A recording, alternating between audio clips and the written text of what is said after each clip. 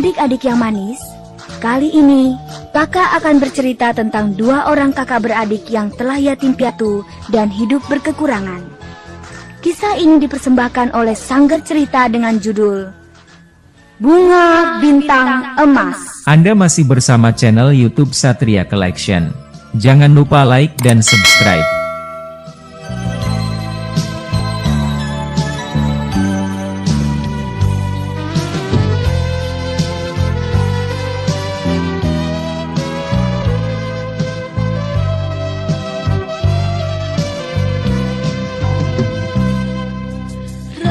Dan Satria kakak beradik pergi berlayar ke negeri seberang.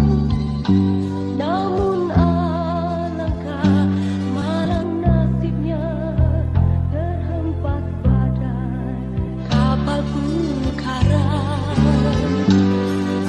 Tahun demi tahun telah berlalu, tiada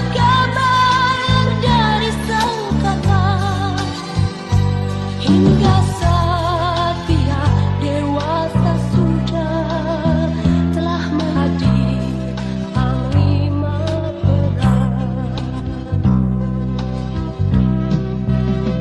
Dalam perang mereka bertemu, Kalung Rangga membuka selubung.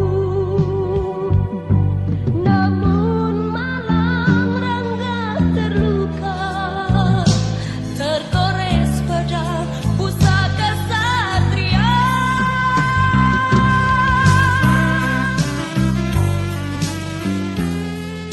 Aduh, aku lapar sekali, Kak. Ini ada sepotong ubi. Aku mendapatkannya dari bapak tua itu. Makanlah. Tapi, bagaimana dengan kakak? Tidak apa-apa, makan saja. Aku tidak lapar. Baiklah, Kak. Terima kasih. Dik, kita tak dapat terus-menerus hidup seperti ini. Terlunta-lunta, ke sana kemari mencari sesuap nasi. Habis, bagaimana? Ayah ibu sudah tak ada. Jika kita tak bekerja, kita tak dapat makan. Itu benar. Tetapi, sampai sekarang, hidup kita masih seperti ini. Tidak ada kemajuan. Kita tak punya uang sedikit pun. Kalaupun ada, pasti habis untuk membeli makan. Apakah Karangga mempunyai rencana? Ya, kita pergi ke negeri seberang. Di sana, keadaan kita pasti lebih baik. Karena mereka membutuhkan pekerja-pekerja seperti kita. Tetapi, dengan apa kita pergi ke sana? Tentu saja, dengan kapal layar. Memang kita tidak punya uang. Tetapi, akan kujual harta kita satu-satunya. Kalung ini. Jangan, Kak. Kalung itu satu-satunya peninggalan orang tua kita. Bila kau jual kalung itu, kita tak punya apa-apa lagi untuk menang mereka. Oh iya, kau benar. Tetapi, kita tak dapat begitu saja menumpang. Kita dapat bekerja di kapal itu, Kak. Lagi pula, bukankah kita kenal dengan nahkoda kapal itu? Oh ya, ya, betul. Lebih baik kita berangkat sekarang saja. Toh kita tak punya sesuatu pun untuk dikemasi. Baiklah, ayo.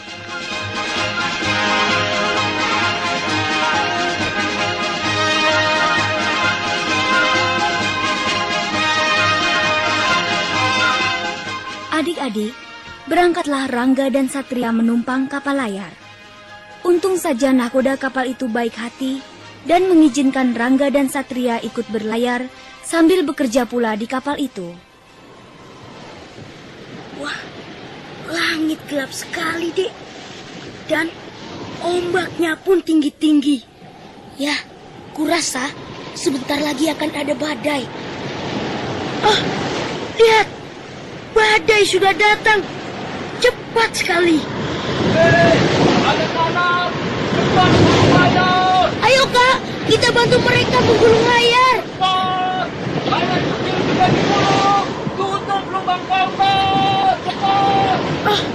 Semoga saja kapal kecil ini kuat menghadapi badai yang menggila seperti ini.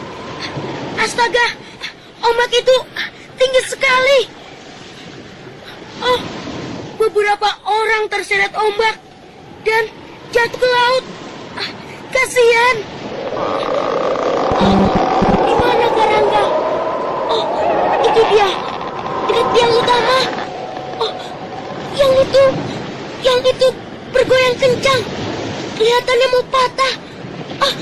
Awas. Karangga, awas.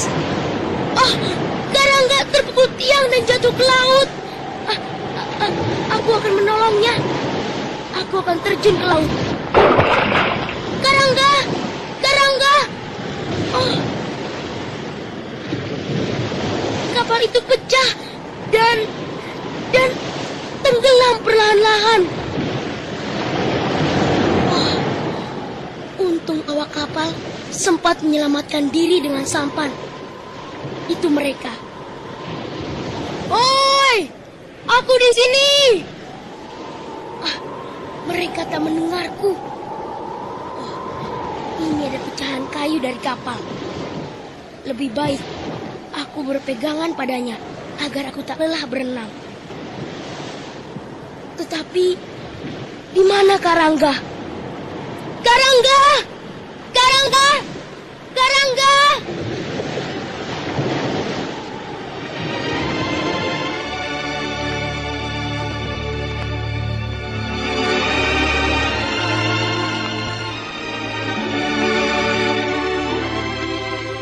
Setelah badai besar menenggelamkan kapal tersebut, akhirnya Satria terdampar di sebuah negeri yang tak dikenalnya.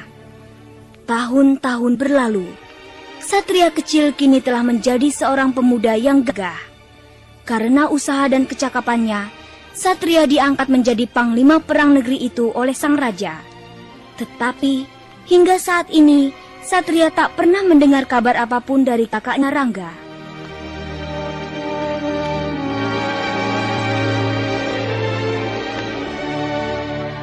Salam Baginda.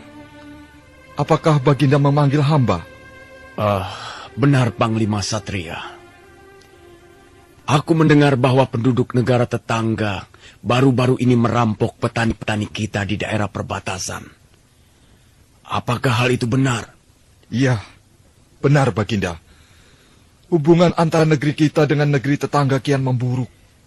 Memang Raja Negeri Arungga tetangga kita itu belum lama wafat dan digantikan oleh putranya yang tidak becus memerintah dan gila kekuasaan. Ia selalu mencoba menaklukkan negeri lain dan berusaha merusak hubungan dengan negeri kita. Apalagi raja itu didampingi oleh panglimanya yang setia dan mempunyai kecakapan yang tinggi. Tetapi kita juga mempunyai panglima perang yang ahli dan berani pula. Baginda memuji. Hamba hanya melaksanakan tugas dan mengabdi kepada negara. Ya, itu benar. Itu benar, demi negara dan rakyat. Baginda, sebenarnya sebelum Baginda memanggil hamba telah berniat menghadap Baginda. Ada sesuatu yang ingin hamba sampaikan. Oh, apa itu? Katakan saja Panglima Satria. Tanpa alasan yang jelas, negeri Arungga telah menyatakan perang dengan negeri ini.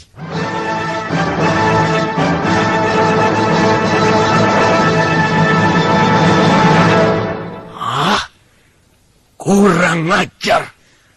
Tanpa alasan jelas. Apa itu? Apa maksudnya? Coba jelaskan hal ini, Panglima. Hamba sendiri kurang mengerti, Baginda. Tetapi hamba akan mencoba jelaskan. Seorang utusan dari negeri Arungga datang menghadap hamba dan memberikan surat. Surat itu berisi tantangan perang yang ditandatangani Raja Negeri Arungga sendiri dan diberi cap kerajaan. Berarti surat itu resmi. Baiklah kalau begitu. Kita tidak dapat berdiam diri menerima nasib. Kita harus pertahankan tanah ini sampai titik darah yang terakhir. Panglima, siapkan pasukan sekarang juga. Daulat Baginda.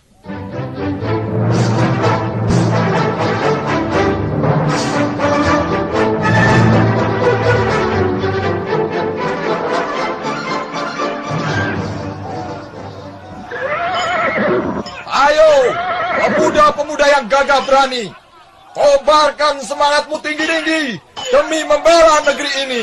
Oh, jadi kaulah panglima perang negeri ini. Cukup meyakinkan. Ya, akulah panglima perang Satria, tangan kanan Baginda Raja. Kau pasti panglima perang negeri Arungga. Yang bergelar Guntur Samudra. Oh, Panglima Guntur Samudra. Salam hormatku. Panglima Satria. Namamu harum hingga terdengar sampai ke negeri kami. Oh ya? Tetapi hal itu membuatku ingin mengujimu. Seberapa jauh kemampuanmu? Apakah aku akan sanggup menghadapimu? Kita akan melihat. Jadi kau menantangku berduel, begitu? Iya. Kau berani? Jangan meremehkan. Nanti malah kau yang terkapar. Hunuslah pedangmu. Aku pun ingin merasakannya. Baik. Ini, terimalah.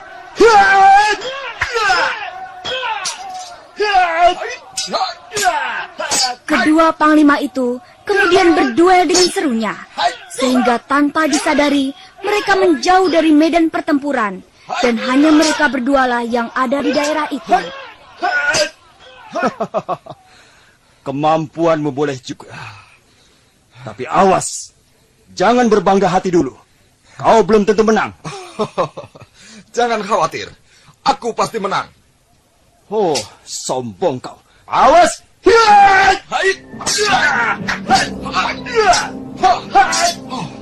Dia hebat juga. Hampir saja bajuku robek. Untung aku dapat mengelak.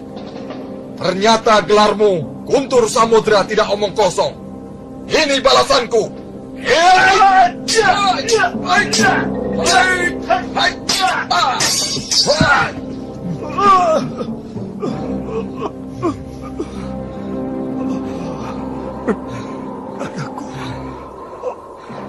Anakku.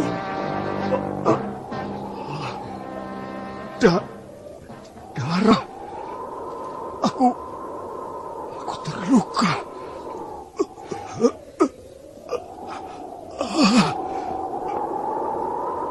Kelaliman dan kejahatan pasti terkalahkan dan tak akan dapat menguasai dunia.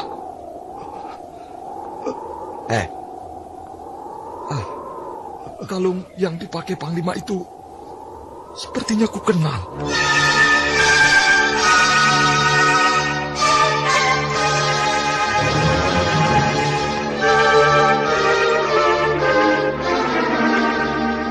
Oh, aku ingat. Itu kalung Kak Rangga, peninggalan kedua orang tua kami. Hai, Guntur Samudra. Dari mana kau curi kalung itu, ha? Hah? Apa maksudmu? Kalung ini milikku. Bohong! Jangan coba-coba menipuku. Sebentar lagi kau tertimbun tanah, tahu? Kalung itu adalah milik kakakku, Rangga. Kau Satria. Satria adikku. Aku Rangga, kakakmu. Kak Rangga? Kak Rangga? Oh, bukan. Kau Panglima Guntur Samudra dari negeri Arungga. Guntur Samudra adalah gelarku. Namaku Rangga. Oh, kau Kak Rangga? Benarkah kau Kak Rangga? Oh, mengapa pertemuan kita harus seperti ini, Kak? Mengapa kita harus berduel?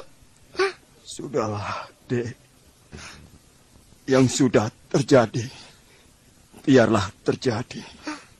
Sejak kapal yang kita tumpangi dulu itu karam, aku selalu berusaha mencari kabar tentang dirimu, Kak. Tetapi aku tak pernah berhasil. Aku lalu beranggapan bahwa kau telah tiada, Kak. Waktu aku terjatuh dari kapal itu, aku tak sadarkan diri.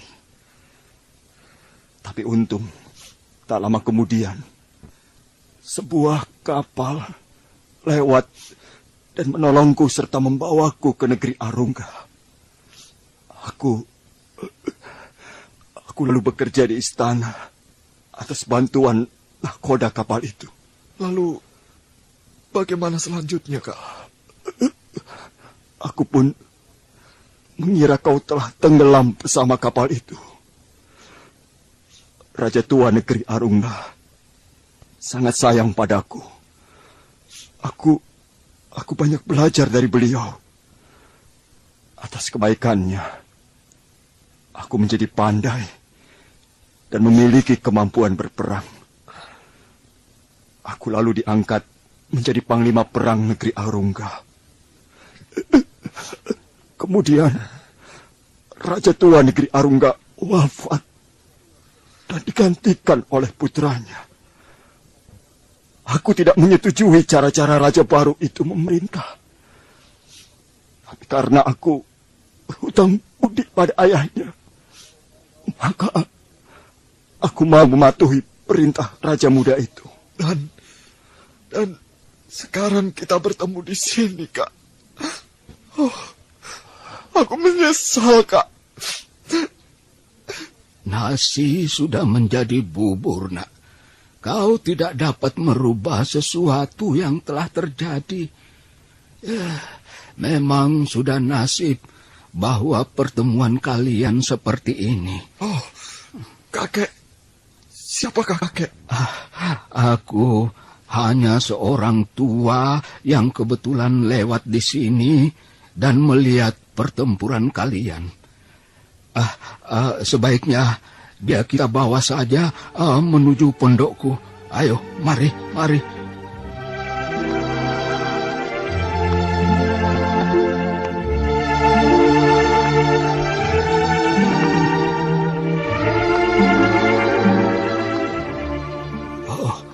Lukanya agak parah dan tampaknya bukan luka biasa. Ya, itulah, Kek. Pedangku bukan pedang biasa. Iya. Pedang ini memiliki kesaktian. Aku amat mencemaskan keadaannya, Kek. Hanya ada satu obatnya. Tetapi sulit sekali mendapatkannya. Ya, betapapun sulitnya, Kek. Aku harus dapat menemukannya dan membawanya kemari, agar Kak Rangga dapat sembuh dan sehat kembali. Baiklah, nak. Dengarlah pesanku. Obat itu adalah berupa bunga yang bernama bunga bintang emas, yang terdapat di puncak Gunung Bendala.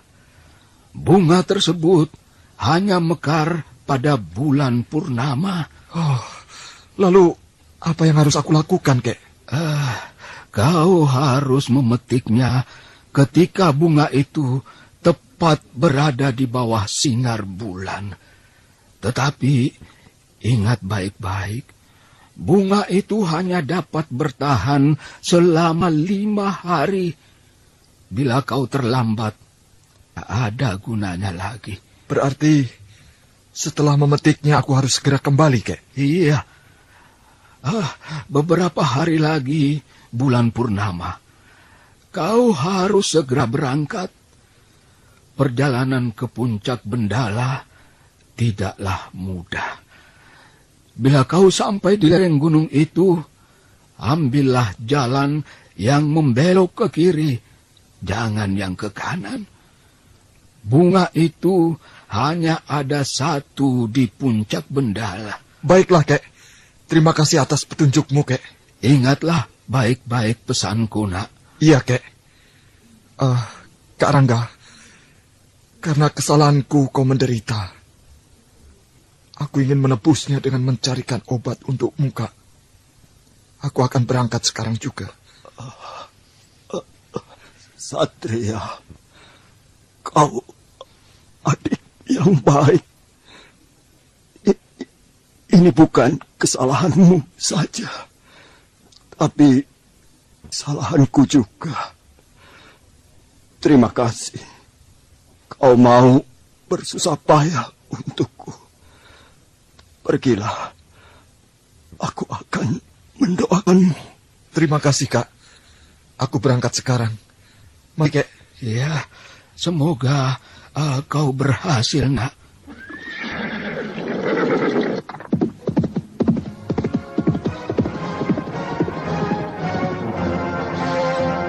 Anda masih bersama channel YouTube Satria Collection. Jangan lupa like dan subscribe.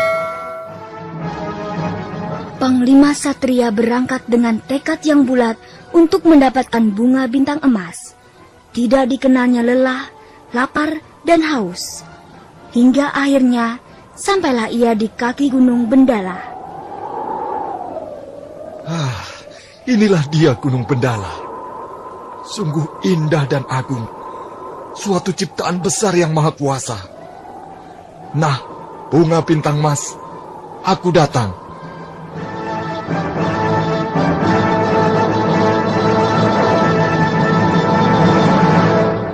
Jalan ini bercabang dua, kiri dan kanan. Mana yang harus kuambil?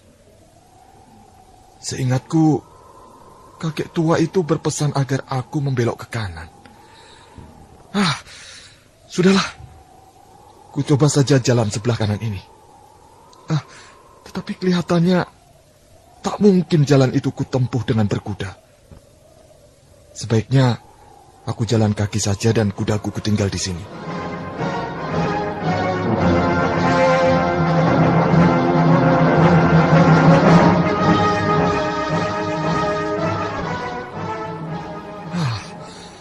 Akhirnya sampai juga aku di puncak. Benar-benar perjalanan yang sulit. Untung saja aku berhasil melaluinya. Malam ini bulan purnama. Aku harus menunggu bunga bintang emas disinari oleh sinar bulan purnama. Kemudian baru aku dapat memetiknya. Oh ya, mana bunga itu? Oh, itu dia. Indah sekali.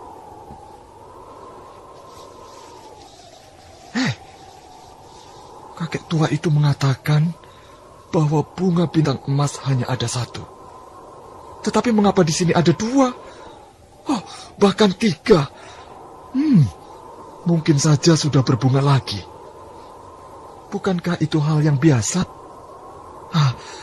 Itu dia sinar bulan. Sudah mulai menerangi bunga itu.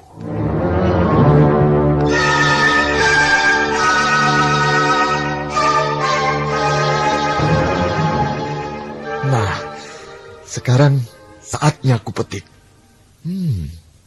Nah, bunga bintang emas. Kau akan digunakan sebagai obat untuk menyembuhkan kakakku.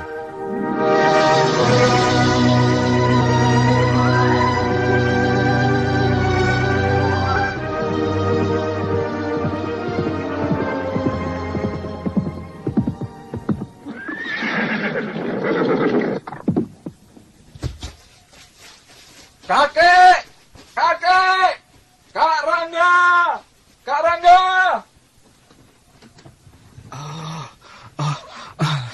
Satria, kau kembali, nak. Kau berhasil mendapatkan bunga itu rupanya. Iya, Kek. Ini dia, Kek. Iya, akan kuramu sekarang juga.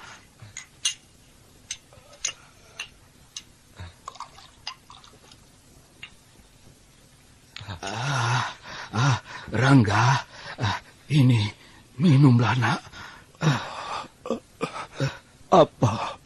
Apa ini? Obat untukmu yang didapat oleh Satria.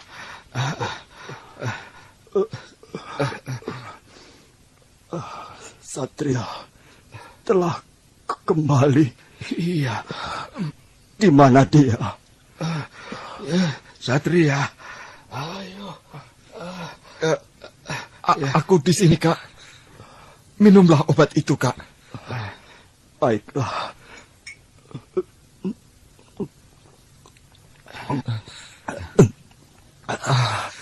Bagaimana, Kak? merasa lebih baik sekarang? Rasanya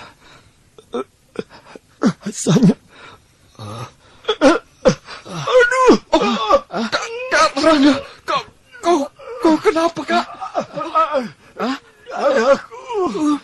Aduh, rasanya seperti ditusuk beratus-ratus jarum. Satria, benarkah yang kau ambil itu bunga bintang emas? Benar, Kek. Tetapi ketika aku sampai di puncak itu, aku melihat beberapa bunga itu. Mungkinkah aku salah mengambil, Kek? Di puncak Bendala hanya ada satu bunga bintang emas. Kalau begitu, Ketika kau di lereng Gunung Bendala, kau membelok ke kiri, ya kan? tidak, Kek. Aku rasa aku membelok ke kanan, Kek. Aduh, ya jelas saja Satria, kau salah mengambil jalan. Bunga yang kau ambil itu justru membahayakan kesehatan kakakmu. Bagaimana kini sebaiknya, Kek? Satria. Kak Rangga, maafkan aku, Kak. Keterobohanku mengakibatkan kau. Kak adikku Satria, memang sudah menjadi kehendak Tuhan.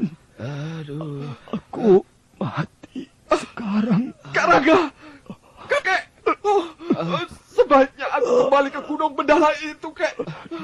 Kak, Tidak perlu. Aku sudah. Iya Satria, memang sudah tak ada gunanya lagi. Saat ini bunga bintang emas telah menjadi layu. Satria, jangan kau sesali keadaan ini. Ini bukan kesalahanmu, melainkan kehendak yang Maha Kuasa. Terimalah kalungku ini sebagai kenangan. Kini aku dapat pergi dengan tenang. Selamat tinggal, Satria. Kak Rangga! Selamat berpisah dengan sanggar cerita dalam kisah lagu dan cerita. Kita bersua di lain kesempatan. Sampai jumpa lagi. Adik-adik, jangan lupa sanggar cerita makin asik. Anda masih bersama channel YouTube